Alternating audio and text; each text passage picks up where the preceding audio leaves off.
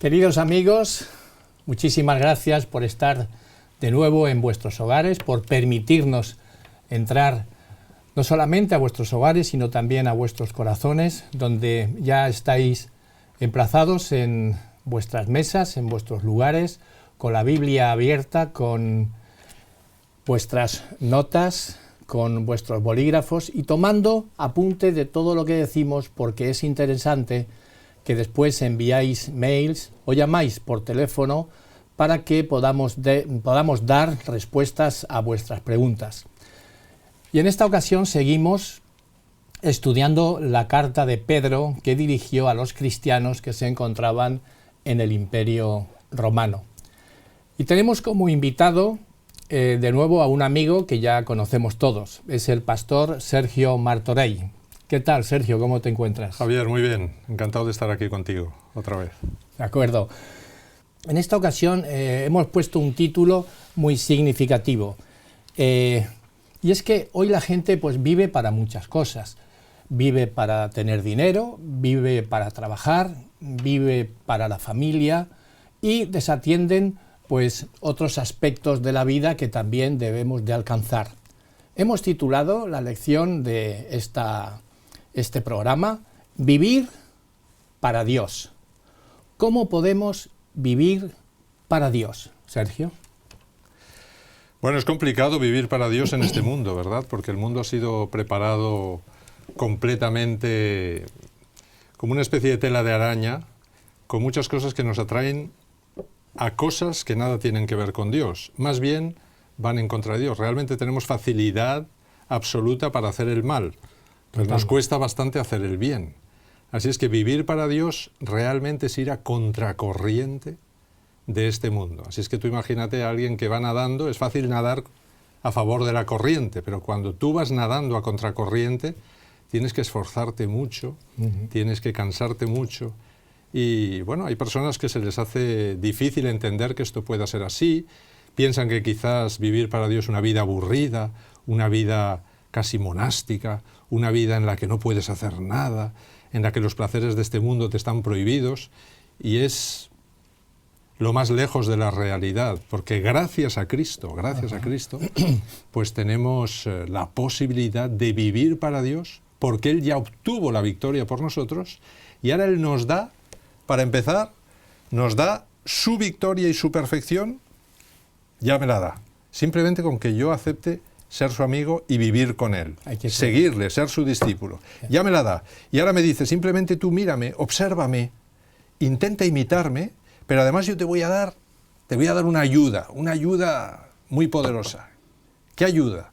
Bueno, el Espíritu Santo va a morar dentro de ti y va a cambiar tus deseos, va a cambiar tu mente, va a cambiar lo que te gustaba antes, ya no te gustará ahora. No te gustará porque tú has entendido que eso te ha llevado a sufrir, te ha llevado a problemas muy serios con otros seres humanos o en la vida, no has encontrado la felicidad que buscabas, así es que yo te voy a ayudar. Y gracias a eso podemos vivir para Dios. Así podemos vivir para Dios. Pues sí, Sergio, lo cierto es que el Señor está pues atento a aquellos que verdaderamente aceptan a Jesús, creen en Jesús, tienen fe en aquel que vino a salvarnos. Y hay un versículo muy interesante en Primera de Pedro, capítulo 3, versículo 12, donde nos dice, porque los ojos del Señor están sobre los justos, sus oídos atentos a sus oraciones, pero el rostro del Señor está contra aquellos que hacen el mal. Si Pedro nos dice que el Señor está atento a lo que hacemos, aquellos que estamos nadando contracorriente. Hay algunos que lo dejan, darle la espalda al Señor y siguen por la corriente que les lleva todo lo que es este mundo, este planeta. ¿Dios es posible que esté, como dice, en contra de aquellos que hacen el mal, pero atentos a lo que aquellos que estamos con ganas de conocer más a Jesús? Bueno, yo en mi propia vida me doy cuenta que Dios está atento a lo que hago porque lo veo. Le pido que me ayude en determinados problemas que es imposible de resolver y esos problemas se resuelven. A veces de la manera más increíble, de la manera que yo no me esperaba, ¿no? Dios tiene sus métodos y sus formas. Y bueno, yo duermo tranquilo cuando otras personas a lo mejor no dormirían tranquilos, porque sé que Dios está atento a mis problemas. Incluso antes de que se lo pida, Él está atento, ¿verdad? Pero también está atento a aquellos que pasan de Él, a aquellos que no quieren saber nada de Él. Y hay personas que piensan que, bueno, pues que Dios está en contra, que está así como alguien con el hacha encima tuyo para que en cuanto hagas algo, ¡ras!, darte con el hacha, ¿no? Pero esta es una mentalidad que no tiene nada que ver con la Biblia. Dios es amor, pero tenemos que entender que estamos viviendo en un periodo de gracia, pero ese periodo de gracia, que es como un paréntesis en la historia, se va a terminar, porque Dios no quiere que la maldad, el sufrimiento, la violencia, las guerras, las enfermedades, la muerte, sigan para siempre. Así es que Él está atento a lo que está ocurriendo en este mundo, a pesar de lo que algunos teólogos dicen, que Dios ha muerto. No, Dios no ha muerto, Dios está bien atento, ¿verdad? Y va a intervenir, está interviniendo sutilmente todos los días, especialmente en aquellos que abren su vida para que Dios intervenga. Pero también está intentando llegar al corazón de aquellos que pasan de Él, aquellos que no quieren saber nada, y lo intenta a través del Espíritu Santo. Claro, Dios no es alguien que revienta la puerta de nuestra casa, ¿no? Eso lo hace el enemigo. Dios es alguien que sutilmente, como decía Jesús, yo estoy a la puerta y llamo. Y ahí está llamándonos todos los días, a ver si yo abro la puerta, si le miro, si digo, oye, mi vida está muy mal, necesito ayuda, por favor entra y limpia esta casa, entonces Él va a entrar.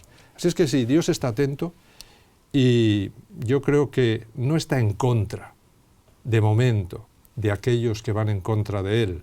Está intentando alcanzarles. Nosotros somos los que nos ponemos en contra. Nosotros, con nuestra actitud de mantener la puerta cerrada y decir, yo no quiero saber nada. Yo no quiero. Y aquellos que estamos detrás de la puerta, siguiendo con el símbolo que has introducido, están dentro de la puerta y oyen a alguien que está llamando a la puerta, oyen su voz, y la palabra de Dios dice en Apocalipsis, yo estoy a la puerta y llamo, y el que quiera, pues que abra. Porque, como tú has dicho, ¿no?, Dios no revienta esas puertas. Dios es un Dios justo, no es un Dios justiciero. Es un Dios que va a poner orden, y va a ponerlo muy pronto. De momento, que los que estamos dentro de nuestros hogares, los que estamos dentro de esa puerta, dice la palabra de Dios, nos dice Pedro, nos da un consejo en Primera de Pedro, capítulo 3, versículo 8, dice, en conclusión, sed todos de un mismo sentir, compasivos, amándoos fraternalmente, misericordiosos, amigables.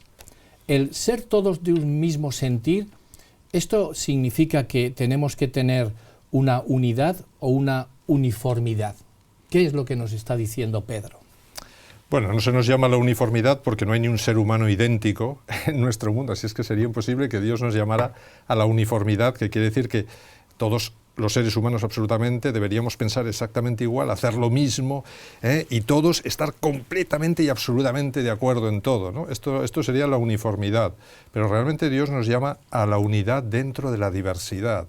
Y esto es diferente, porque Pablo pone un ejemplo muy bonito en 1 Corintios 12, ¿no? Él compara a los seres humanos, o vamos a decir a los miembros de Iglesia, a aquellos que han aceptado a Cristo, los compara con un cuerpo humano.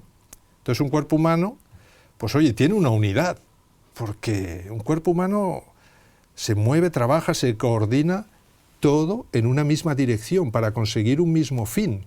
Y ahí están los ojos trabajando para que yo no me pegue el obstáculo, pero también está la mano para coger la herramienta, los pies que me llevan al lugar, los nervios que me hacen sentir, sí. Así es que todo absolutamente en el cuerpo es diferente, pero todo el cuerpo está en unidad, trabaja en una misma dirección. Y esto es lo que Dios quiere, es decir, Dios nos ha creado a cada uno con diversos dones, con diversos talentos, ¿verdad?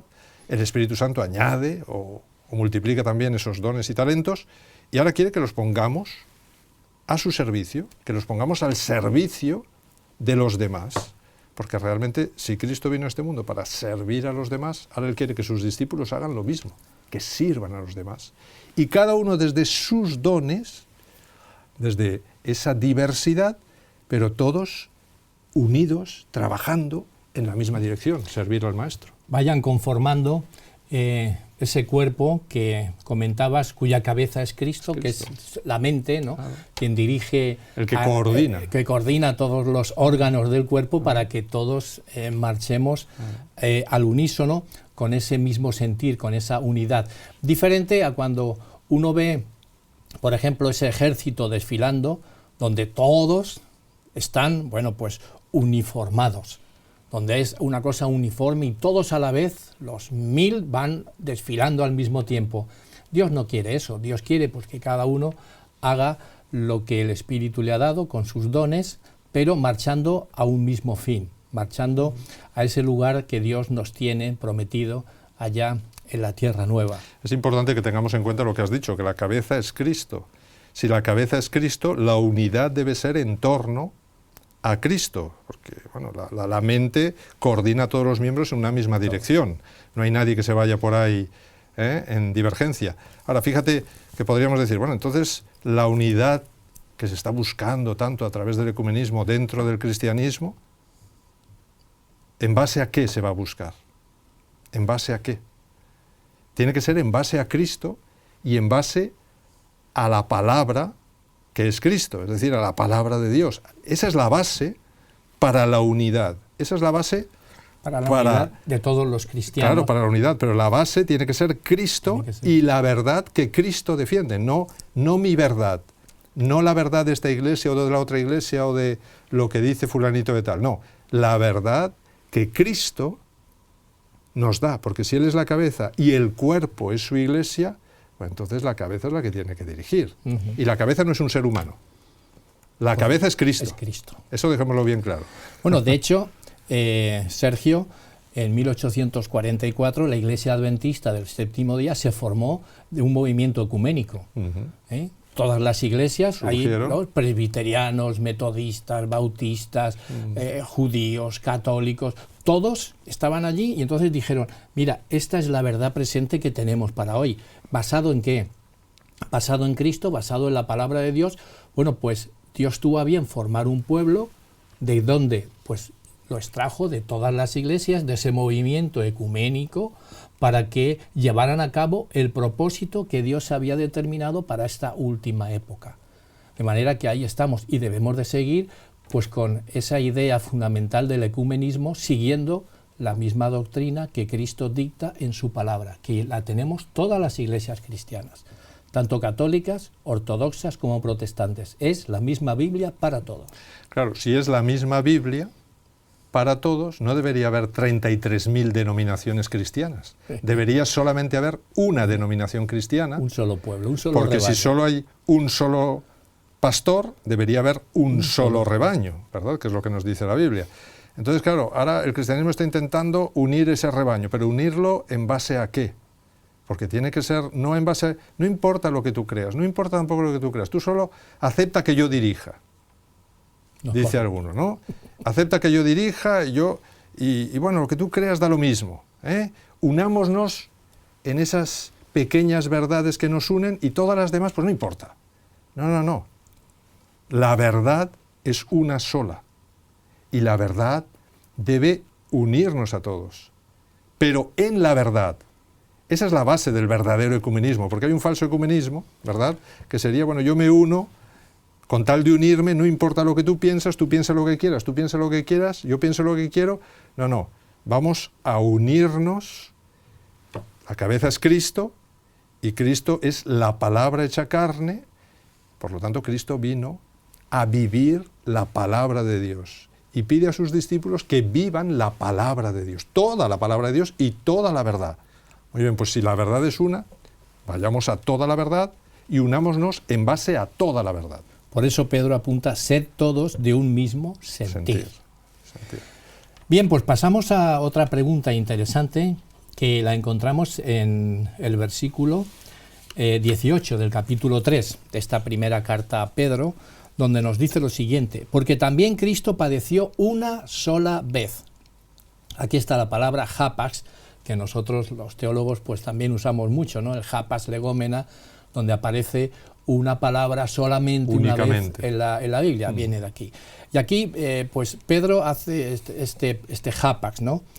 Porque también Cristo padeció una sola vez por los pecados, el justo por los injustos, para llevarnos a Dios, siendo a la verdad muerto en la carne, pero vivificado en espíritu.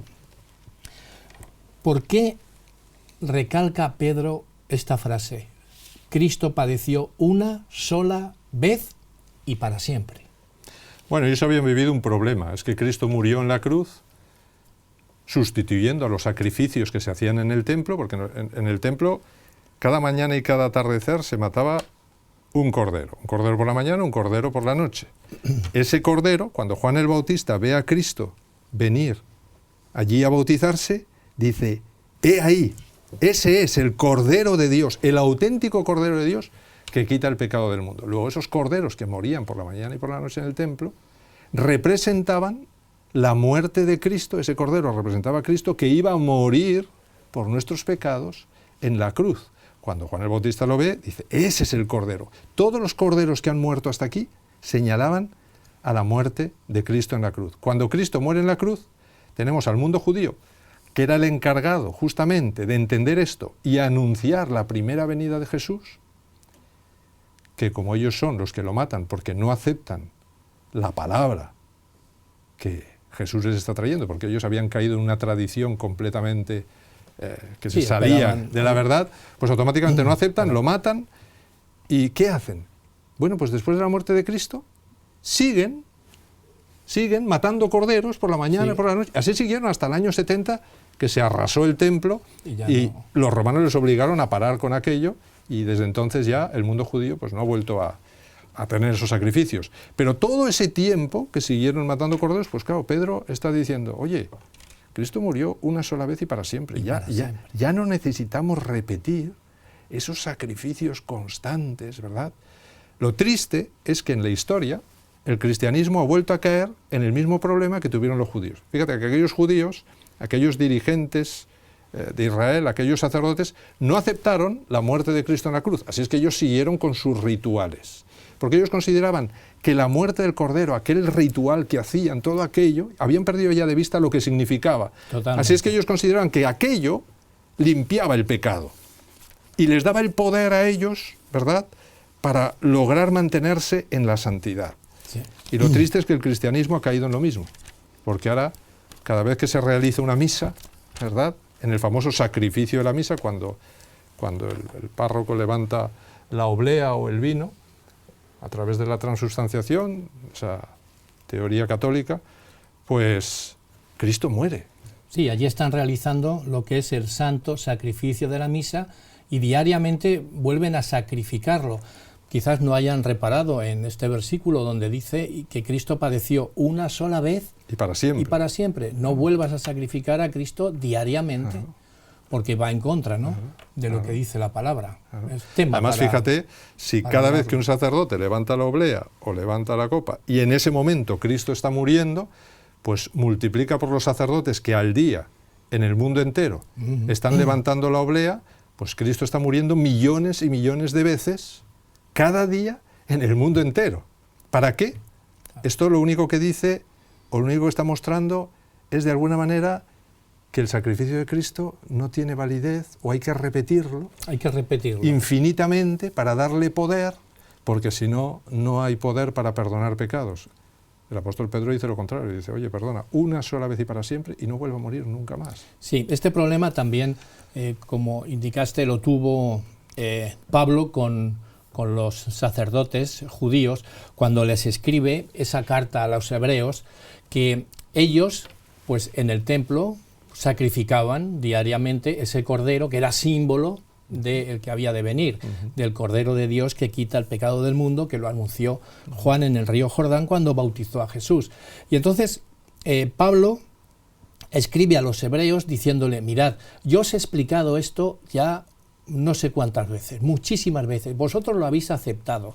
Habéis visto que efectivamente las profecías marcaban a Jesús en muchísimos lugares de la palabra de Dios. Lo habéis aceptado, pero ahora volvéis a los mismos rituales, volvéis otra vez a sacrificar diariamente cuando Cristo ya murió una sola vez y para siempre. Entonces, Pablo, en el capítulo 10 de Hebreos, versículo 26, les dice a ellos: porque si continuamos pecando voluntariamente después de haber recibido el conocimiento de la verdad, ya no queda más sacrificio por los pecados, sino una horrenda expectación de juicio y un fuego airado que está a punto de consumir a los adversarios.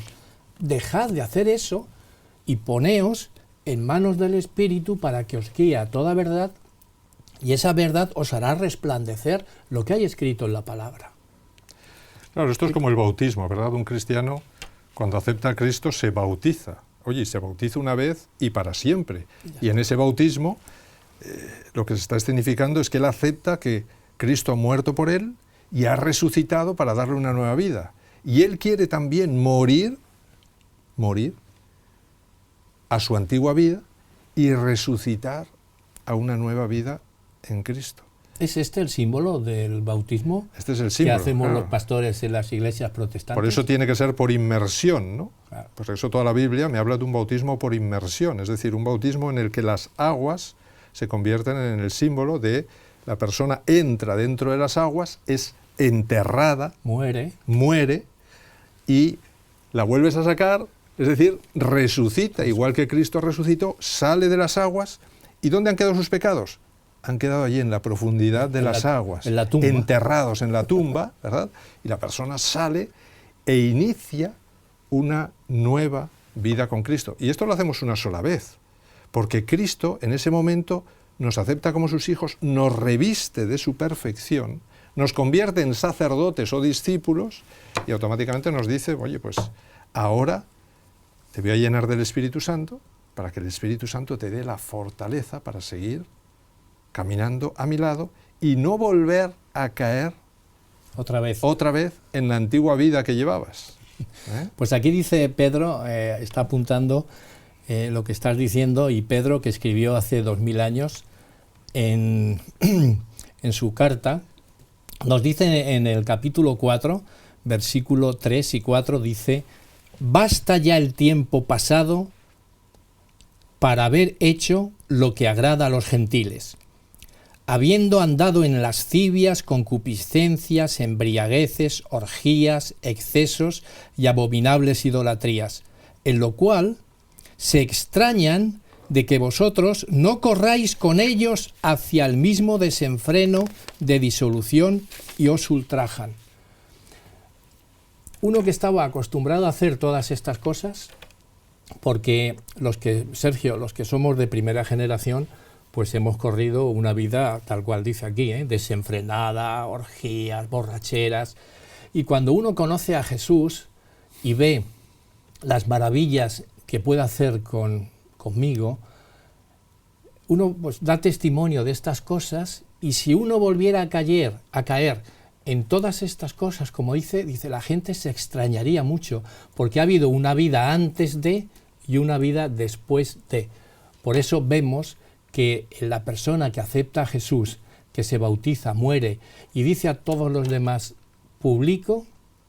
hago público a todos que yo amo a Jesús y abro mi corazón para que Jesús sea mi Rey, mi Señor. A partir de ahí la vida cambia totalmente. Y Pedro les decía, si antes andabais en estas cosas, no volváis a caer. Y si caéis, bueno, pues tenemos a Jesús que nos lo perdona. Pero efectivamente es una vida totalmente diferente para aquellos que aceptan a Jesús. Es así. Además, fíjate cuántas personas pagarían mucho dinero por volver a empezar una nueva vida después de haber a lo mejor fracasado o haber cometido cosas terribles, ¿verdad? Y la persona piensa, ¿cuánto dinero daría yo para volver a comenzar, para volver a empezar? Bueno, pues Cristo en cualquier momento de la vida nos ofrece esta posibilidad, la posibilidad de volver a empezar, de volver a nacer, es decir, de iniciar una vida desde sus inicios, pero en una nueva dirección, una dirección que nos llevará, si nos dejamos guiar por el Espíritu Santo, una dirección que evitará los errores que hemos cometido en la primera vida. Y estamos hablando de la misma vida, pero justamente el bautismo y el aceptar a Cristo nos ofrecen esa posibilidad de volver a nacer. Es decir, es un niño pequeño que ahora tiene que volver a aprenderlo todo, desde las bases, depender de Cristo, porque un niño pequeño, ¿qué hace? Pues un niño pequeño, oye, no sabe ni andar, le da la mano, no sabe vivir sin su padre, y va cogido de su mano. Bueno, pues toda esta imagen está metida aquí. Es decir, es una dependencia total de Dios, donde el yo, lo que yo era antes, lo que a mí me gustaba antes, lo que yo hacía, eso tiene que desaparecer. Tiene que desaparecer. Justamente se tiene que ver ese cambio que tú has dicho, ¿no? Esa transformación. ¿Y cuántas personas conocemos, tú mismo, yo mismo, que nos han dicho, oye, a ti tú antes no eras así, a ti ¿qué te han hecho? Tú, ese lenguaje que tenías antes, esas palabrotas, todo eso, ¿dónde está eso, no? Y se extrañan las personas de ver estos cambios, pero no es un cambio que haya logrado la propia persona, es un cambio que Dios ha logrado en la mente de esa persona. Así es que es una victoria de Dios en nosotros. Pues sí, todos aquellos que estéis pasando por estos momentos donde ya no sabéis a dónde ir, momentos en que dices que pones fin a tu vida, momentos en que ya no sabes cuál va a ser el futuro próximo tuyo, siempre hay una solución, porque Jesús está ahí y está a tu lado. Y ahora, pues seguramente, quizás, el Espíritu esté hablando a tu corazón, a tu mente, diciendo, venga, ánimo, tú puedes ser vencedor como han sido tantos y tantos que me han aceptado. Si tú dices en estos momentos, Señor, a ti me entrego, Señor, yo quiero tener una nueva vida, ser una nueva criatura, yo quiero volver a nacer.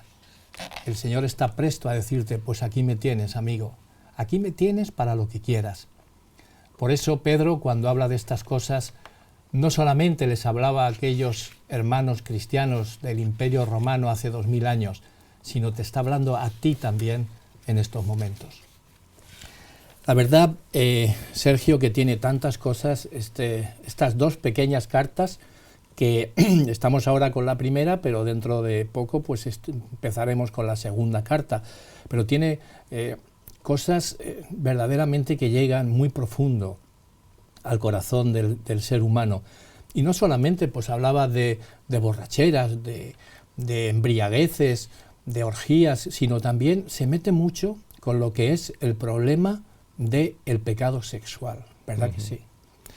Sí, habla del pecado sexual igual que de todo lo que rodea a ese pecado y a sus hermanos, ¿no? Lascivia, cercanos, concupiscencia, lujuria. Todo esto que pertenecía a la antigua vida, ¿no? De alguna manera Pedro lo que está diciendo, oye, si esto era tu antigua vida, no vuelvas a eso, porque Cristo te ha dado un nuevo nacimiento, te ha dado una nueva oportunidad. Hay veces que bueno, pues que las personas que no son cristianas ven el cristianismo o ven la religión como algo que le va a privar de todo eso, y especialmente que le va a privar del sexo y de toda la lujuria y el desenfreno que rodean el sexo, ¿no? Esto es un error, porque la Biblia no prohíbe el sexo para nada, todo lo contrario. Dios creó el sexo, Dios creó el placer, Dios se lo dio al ser humano. El problema es el uso que nosotros hacemos de esto. Ese uso nos puede llevar o a ser muy felices o nos puede llevar a ser enormemente infelices. Y esto solo hay que hablar con una prostituta para darse cuenta, ¿no? Solo hay que hablar con una prostituta y decirle, ¿tú te gusta la vida que estás llevando? ¿Estás feliz con esa vida? Y posiblemente se pondrá a llorar y a decir que ojalá pues, se muriese, ¿no? Porque no quiere vivir esa vida, ella no quiere ese tipo de sexualidad. O podríamos hablar con niños maltratados, o abusados, ¿verdad? Sí. Niños abusados. ¿Qué te dirían esos niños? Es un trauma para el resto de su vida. O sea que la sexualidad puede ser algo maravilloso dentro del marco correcto, o puede ser algo absolutamente destructivo dentro del marco incorrecto. Y justamente la Biblia lo que te dice es, oye, pon la sexualidad dentro del marco correcto, porque si la sacas del marco correcto... Explícanos, Sergio, en qué momento Dios dijo, este es el marco correcto. ¿Cuándo Él instituye que la sexualidad es correcta y dónde? Bueno, pues lo tenemos en Génesis capítulo 2, ¿verdad? Cuando Dios crea al hombre y es muy interesante el texto. El texto simplemente me dice claramente lo que es la sexualidad. Por lo tanto, dejará el hombre a su padre y a su madre y se unirá a su mujer y serán una sola carne. Y está hablando de una sola carne a nivel físico, también a nivel psíquico. Dice, y estaban ambos desnudos, Adán y su mujer, y no se avergonzaban. Sí, has leído en Génesis 2, Génesis 24. 2, 24 y 25. Así es que claramente Dios está estableciendo un marco correcto para la sexualidad. Y el marco correcto para la sexualidad es el matrimonio. El matrimonio. Y esto puede sonar hoy raro cuando tenemos a multitud de parejas y de gente que la sexualidad la emplean a todas horas, no importa que estén en el matrimonio o no en el matrimonio, ¿verdad? Sin embargo, ¿eso los hace más felices? No, no los hace más felices. En absoluto. Les da muchos problemas. Les hace muy infelices. Entonces, ¿para qué era la sexualidad? Realmente la sexualidad, yo siempre la defino como el pegamento extra fuerte que Dios crea para unir al ser humano. Porque fíjate que el pecado, que es la transgresión de la ley de Dios, lo que hace es dividir, separar, desunir completamente. Así es que Dios crea algo, Él sabía que nuestro mundo iba a caer. Así es que Él crea algo para que, a pesar de que el enemigo va a intentar romper ese vínculo del matrimonio, va a intentar separarnos entre nosotros, pues algo que lleve a los seres humanos a unirse entre ellos. Pero Dios dice, pero dentro de un marco correcto, dentro de un marco de amor correcto, dentro de un marco de compromiso, porque si no, ¿qué hacemos? Claro. Siguiendo con el hilo que estás trayendo a colación, Dios crea en Génesis, en la creación, crea dos instituciones y las crea antes del pecado. Y esas dos instituciones son el matrimonio y el sábado. Hoy nos damos cuenta, ya viviendo la última época de esta vida, porque Jesús está muy pronto a venir, vemos que Satanás se ha empeñado en ir a por esas dos instituciones. Así es. Vamos a ir a por el matrimonio y vamos a ir por el día de reposo que yo he instituido. Y lo vemos claramente en el ir a por el matrimonio, es que hoy hay muchísimas naciones que ya están aprobando el matrimonio homosexual. Y nosotros, pues respetamos lo que dicen, aunque no estemos en nada de acuerdo con lo que es. Pero efectivamente, mirándolo a través de la palabra de Dios, vemos que la homosexualidad dentro del matrimonio no es lo correcto ni lo que Dios dijo en un principio. De manera que, viendo que esto ya se está generalizando de tal manera, pues así cayeron muchos imperios. El imperio griego, cuando tenía todo esto estaba aprobado y normalizado entre sus gentes, pues vino abajo. El imperio romano vino abajo. Tendríamos que pensar un poco también, si esto se generaliza y se está generalizando, se hace global, ¿qué va a ocurrir? Dios está diciendo, mirad, esto no es lo correcto y esto voy yo a poner fin a ello cuando venga Jesús y entonces haga este juicio que también tendremos ocasión de hablarlo. Esta es una institución y la otra es la del sábado. Vamos a ver, yo instituyo el sábado como día de reposo. Hay otras iglesias que tienen el domingo, hay otros que tienen el viernes. Está bien, respetamos nosotros lo que ellos, qué día guardan, pero que la Biblia pone que es el sábado, es así. Y si a nosotros, como adventistas del séptimo día, nos gusta llevar a cabo esto, pues el Señor está de acuerdo. Es lo que hablábamos antes de la verdad, unidos en una verdad. Sí, pero ¿la verdad cuál? Bueno, la verdad del marco de la palabra de Dios. Esta es la verdad que nos tiene que unir. Entonces, si solamente hay una verdad, pues automáticamente solo puede haber un rebaño, ¿de acuerdo? Y lo que tú dices es así. Dios establece un marco correcto en el matrimonio para la sexualidad y todo lo que tiene que ver con ello, y Dios establece un marco para encontrarse, un día especial para encontrarse con nosotros. Santifica, aparta un tiempo especial para encontrarse con nosotros. Eso es como si una pareja de novios le dice el novio a la novia, oye, el sábado por la mañana a las 10 te espero en tal sitio. Y ahora la novia pues dice, oye, pues a mí el sábado la verdad es que no me apetece. Y sin decirle nada al novio, pues dice, pues yo voy a ir el domingo. Allí, al sitio donde hemos quedado, voy a ir el domingo. Y allí espero encontrar al novio. ¿Tú crees que estará ya el novio el domingo esperando todavía a la novia? Pues no, no estará. Se habrá ido ya. No estará, claro. Entonces, esto es impresionante porque, de alguna manera, oye, Dios te pide algo. Es Dios, tu creador, el que te pide algo. Te dice, encuéntrate conmigo aquí. O ten las relaciones sexuales dentro de este marco porque te va a ir bien, vas a ser feliz. Construye la casa desde los cimientos correctos. Nosotros hoy construimos las casas. Primero pruebo sexualmente a ver si soy compatible. ¿Qué es eso de que si soy compatible? ¿Verdad? Y luego, bueno, somos compatibles sexualmente, me caso. Y por eso se divorcian la mayoría. ¿Por qué se divorcian la mayoría? Bueno, pues porque resulta que donde yo tengo que ser compatible no es en el sexo. El sexo es un añadido. Donde yo tengo que ser compatible es en el carácter, con la persona, ¿verdad? En el amor, con ella. Amarla por lo que es esa persona, cómo es esa persona, si hay feeling a todos los niveles en la vida y la sexualidad es simplemente un pegamento que va a venir a terminar de rellenar los huecos. Pero no, nosotros lo hacemos al revés, pues con el sábado hacemos lo mismo.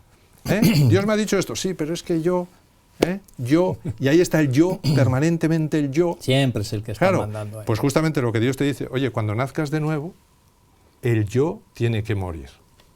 Y lo que tiene que permanecer únicamente es, Señor, ¿qué quieres que haga? Y el Señor, ¿dónde me dice qué quieres que haga? Me lo dice aquí.